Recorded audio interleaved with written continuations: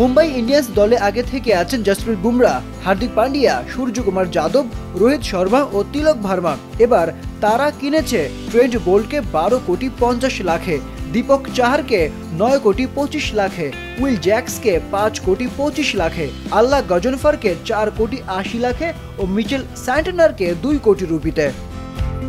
Punjab Kings দলে আগে থেকে আছেন শশাঙ্ক সিং।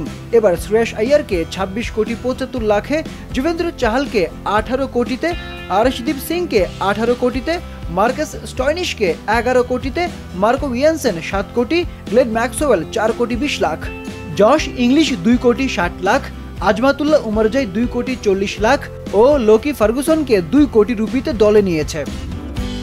রাজস্থান রয়্যালস দলে আগে থেকেই আছেন যশস্বী জয়সওয়াল, সঞ্জু স্যামসন ও শিমরন হেটমায়ার। তারা নিলাম থেকে কিনেছে জোফরা আর্চারকে 12 কোটি 50 লাখে, ওয়ানিন্দু হাসারাঙ্গাকে 5 কোটি 25 লাখে, মাহিশ থিকসানাকে 4 কোটি 40 লাখে ও ফাজল হক ফারুকিকে 2 কোটি রুপিতে। রয়্যাল চ্যালেঞ্জার্স বেঙ্গালুরু দলে আগে থেকে আছেন বিরাট কোহলি। নিলামে তারা কিনেছে জশ হ্যাজেলউডকে 12 কোটি 50 লাখে, ফিল সল্টকে 11 কোটি 50 লাখে, ভুবনেশ্বর কুমারকে 10 কোটি 75 লাখে, লিয়াম লিভিংস্টনকে 8 কোটি 75 লাখে, ক্রুনাল পান্ডিয়াকে 5 কোটি 75 লাখে, টিম ডেভিডকে 3 কোটিতে ও রোমারিও শেফার্ডকে 1 কোটি 50 লাখ রুপিতে।